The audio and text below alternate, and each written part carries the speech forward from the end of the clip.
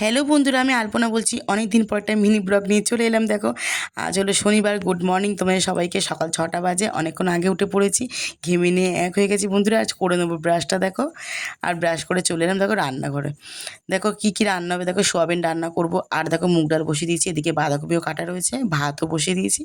চলো বাইরেটা তোমাদের দেখাই, বাইরেটা কী ভাল লাগছে দেখো বন্ধুরা। রোমান্টিক ওয়েদার পুরো, মেঘলা আকাশ আর ঝোড়ো হাওয়াও বইছে। আর আমার গাছে দেখো লাল আর সাদা ফুল হয়ে রয়েছে, কি ভাল লাগছে না বলো। অনেকদিন পর পর ব্লগ দিচ্ছি বলে আলপনাকে কিন্তু ভুলে যেও না প্লিজ, একটু প্রবলেম চলছে বলে তাই জন্য দিতে পারছি না সবসময়।